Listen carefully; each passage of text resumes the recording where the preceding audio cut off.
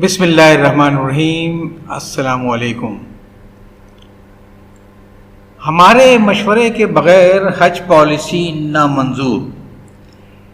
میں بہت دنوں سے محسوس کر رہا ہوں کہ ہم لوگ اپنی روزمرہ زندگی میں ضرورت سے زیادہ تلخ اور تند مزاج ہوتے جا رہے ہیں۔ جہاں دو میٹھے بول سے کام چل سکتا ہے، وہاں جب تک ہم چار تند و تیز جملے نہ بول لیں ہمیں چین ہی نہیں پڑتا۔ یہ صحیح ہے کہ گرمی اور سردی، سختی اور نرمی، شیرینی اور تلخی، یہ سب انسانی مزاج کے لیے ضروری ہیں، لیکن سب ایک خاص مقدار میں اور اپنے اپنے مخصوص وقت پر۔ نہ حلوہ بن کے چٹ کر جائیں بھوکے، نہ کڑوا بن کے جو چکھے سو تھوکے۔ آپ کسی دن کا کوئی اخبار اٹھا کر دیکھ لیجئے، مختلف افراد اور جماعتوں کی طرف سے مختلف قسم کے مطالبات آپ کو چھپے ہوئے نظر آئیں گے، جس میں اکثر مطالبات معقول اور جائز ہوں گے، لیکن ان مطالبوں کو پیش کرنے کا انداز ایسا ہوگا کہ جس سے وہ مطالبہ کیا جا رہا ہے وہ اسے پوری طرح سننے سے پہلے ہی مسترد کرنے کا عزم مصمم کر لیتا ہے۔ نتیجہ یہ ہوتا ہے کہ مطالبہ چھپ جاتا ہے، اخبار کا تراشا مطالبہ کرنے والے کی دفتری فائل میں لگ جاتا ہے، لیکن پرنالہ وہیں گرتا ہے۔ بس اتنا ہوتا ہے کہ سخت الفاظ کی جتنی چوٹ اپنے ہدف پر لگ سکتی ہے وہ لگ جاتی ہے، آگے اللہ اللہ خیر صلی۔ پاکستان میں بہت سے افراد اور خاص طور پر بہت سی جماعتوں نے اس امر میں بڑا تجربہ اور تخصص حاصل کر رکھا ہے کہ وہ حج کے سلسلے میں بینک وغیرہ کے کاغذات بھروانے سے لے کر حاجی کیمپ میں قیام اور ہوائی اڈے اور بندرگاہ میں زائرین کی روانگی تک مختلف مراحل میں ان کی خدمات انجام دیتی ہیں۔ وہ یہ سب کچھ فی سبیل اللہ کرتی ہیں۔ جہاں یہ جماعتیں ضرورت محسوس کرتی ہیں، تقریر و تحریر کے ذریعے وہ اپنے وجود سے زائرین کے علاوہ عمال حکومت کو بھی آگاہ کرتی رہتی ہیں اور مختلف تجویزیں وغیرہ بھی پیش کرتی رہتی ہیں۔ آج ایک اخبار میں کراچی کی ایسی ہی ایک جماعت کا ایک پریس ریلیز نظر سے گزرا، جسے پڑھنے کے بعد اندازہ ہوا کہ صحیح بات بھی جب غلط طور پہ کہی جائے تو سننے والے پر اس کا کیا اثر ہوتا ہوگا۔ اس پریس ریلیز کے الفاظ اسی جذبے کی عکاسی کر رہے ہیں جس کا میں نے اوپر ذکر کیا تھا، یعنی تلخی صحیح کلام میں، لیکن نہ اس قدر کہ جس سے بات اس نے شکایت ضرور کی۔ پریس ریلیز کے مطابق مذکورہ جماعت کے ایک جلسے میں اس کے دو سینئر رہنماؤں نے خطاب کیا۔ ایک صاحب نے فرمایا کہ ان کی جماعت نے حجام کرام بالخصوص منا کے سانے کے موقع پر عملی خدمات انجام دیں، جبکہ وزارت مذہبی امور کا اس سلسلے میں کوئی مؤثر کردار نہ تھا۔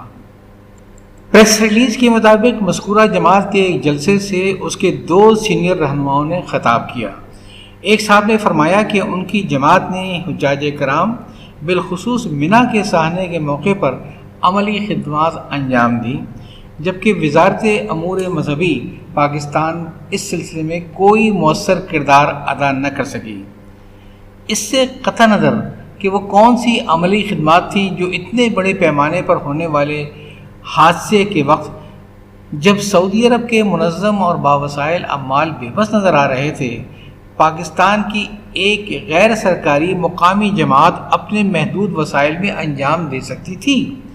سوال وہی ہے کہ کیا اپنی خدمات بیان کرتے وقت مقابلے کی فضا پیدا کرنا اور دوسرے سرکاری یا غیر سرکاری اداروں کو سبک بنانا واقعی ضروری ہوتا ہے؟ اب اس کے بعد کیا وہ مذہبی جماعت وزارت مذہبی امور سے واقعی کسی خیر اور تعاون کی توقع کر سکتی ہے؟ اب اس سے آگے اس سے بھی دلچسپ بات سنیے۔ مذکورہ پریس ریلیز کے مطابق مذکورہ جماعت کے ایک دوسرے رہنما نے کہا کہ اس سال حج پالیسی بناتے وقت حکومت پاکستان اس سلسلے میں ملک بھر کی ان جماعتوں اور تنظیموں کی رائے اور تعاون حاصل کرے جو صحیح معنوں میں حجاج کی خدمت کا جذبہ رکھتے ہیں۔ عملی کام کرتے ہیں، دوسری صورت میں ہم احتجاج کرتے ہوئے حج پالیسی کو کسی صورت بھی قبول نہیں کریں گے۔ اس بیان کے دو حصے ہیں۔ پہلا حصہ ایک مشورے پر مبنی ہے جس میں حکومت سے کہا گیا ہے کہ وہ حج پالیسی بناتے وقت اس شعبے سے متعلق رضاکار انجمنوں سے مشورہ کرے۔ اس مطالبے کے صائب ہونے میں کوئی اعتراض نہیں ہے، لیکن حقیقت یہ ہے کہ ایسی عوامی نوعیت کی پالیسیاں وضع کرتے وقت جتنے متعلق لوگوں سے بھی ممکن ہو مشورہ کر لینا چاہیے، بلکہ عوام کو دعوت دینی چاہیے کہ جو لوگ بھی اس ضمن میں کوئی تجویز پیش کر سکتے ہیں کریں۔ ان تمام تجویزوں کو زیر غور لانے اور ان سے استفادہ کرنے کے بعد جو پالیسی وضع کی جائے گی ان میں غلطی کا امکان کم سے کم ہوگا۔ بیان کا دوسرا حصہ ایک دھمکی ہے۔ اگر مذکورہ جماعت سے مشورہ کیے بغیر حج پالیسی بنائی گئی تو وہ جماعت احتجاج کرتے ہوئے اس پالیسی کو کسی بھی صورت قبول نہیں کرے گی۔ یہی وہ بات ہے جس کی طرف میں شروع سے اشارہ کرتا چلا آ رہا ہوں۔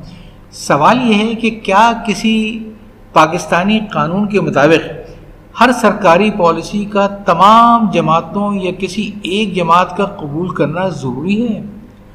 دوسرا سوال یہ ہے کہ اگر آپ نے حکومت کے بغیر مشورہ وضع کردہ پالیسی کو قبول نہ کیا تو اس سے صورتحال میں کیا فرق پڑ جائے گا؟ کیا پاکستان کے لاکھ سوا لاکھ عازمین حجاج اگلے سال حج کی درخواست یہ کہہ کر نہیں دیں گے کہ فلاں جماعت نے متعلقہ پالیسی کو قبول نہیں کیا لہٰذا ہم حج کرنے نہیں جا رہے ہیں؟ کیا حکومت سعودی عرب پاکستانی عازمین حج کو ویزا دینے سے انکار کر دے گی؟ حکومت پاکستان کے کسی محکمے کا عدم تعاون کرنے کا تو سوال ہی پیدا نہیں تھا، تو پھر آپ اپنی دھمکی کو کس طرح عملی جامہ پہنائیں گے؟ کہیں ایسا تو نہیں کہ آپ کی جماعت کے چند معتبرین اس حج کا مقاطع کر دیں جس کی پالیسی آپ کے مشورے کے بغیر وضع کی گئی ہے؟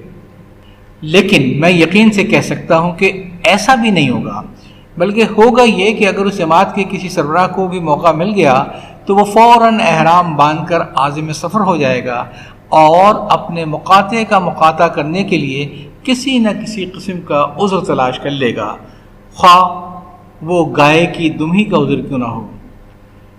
ایک شخصی بیوی انتہائی جھگڑالو طبیعت کی تھی، ہر دوسرے تیسرے دن میکے جانے کا اعلان کر کے گھر سے نکل پڑتی، شوہر پریشان ہو جاتا، خوشامد درآمد کر کے بیوی کو واپس لے آتا۔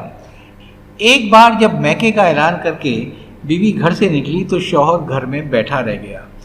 بیوی چلتی رہی اور پلٹ پلٹ کر دیکھتی رہی حتیٰ کہ وہ گاؤں کے باہر اپنے کھیتوں میں پہنچ گئی۔ وہ شوہر کے انتظار میں بیٹھ گئی۔ آخر شام ہونے کو آئی، گاؤں کے لوگ واپس جانے لگے، جانوروں نے بھی گاؤں کا راستہ لیا۔ آخر عورت کی اپنی گائے بھی جو وہیں چل رہی تھی عادت کے مطابق آہستہ آہستہ گاؤں کی طرف چل پڑی۔ اب عورت مزید صبر نہ کر سکی، اس نے گائے کی دم تھام لی اور اس کے پیچھے پیچھے خود بھی چل پڑی۔ گھر قریب آیا تو عورت چیخنے لگی، گائے مجھے چھوڑ دے، میں اب اس گھر میں نہیں رہنا چاہتی ہوں، تو مجھے مت لے جا۔ یہ کہتے کہتے گائے کے ساتھ وہ خود بھی گھر میں داخل ہو گئی۔ بولی، میں کیا کرتی، میں تو مجبور ہو گئی، یہ گائے مجھے گھسیٹ کر لے آئی ہے، ورنہ آج میں کسی حالت میں واپس نہ آتی۔ بہرحال اگر آپ مجھے گائے کی دم سمجھ لیں تو میں وزیر متعلقہ سے بسط خلوص و ادب عرض کروں گا کہ اگلے سال حج پالیسی بنانے سے پہلے اگر متعلقہ جماعتوں سے مشورہ کر لیا جائے اور عوام کی تجویز منگوا لی جائے تو انشاءاللہ جو پالیسی بنے گی وہ بابرکت بھی ہوگی اور زیادہ قابل عمل بھی۔ یاد چاہتا ہوں۔ اللہ حافظ۔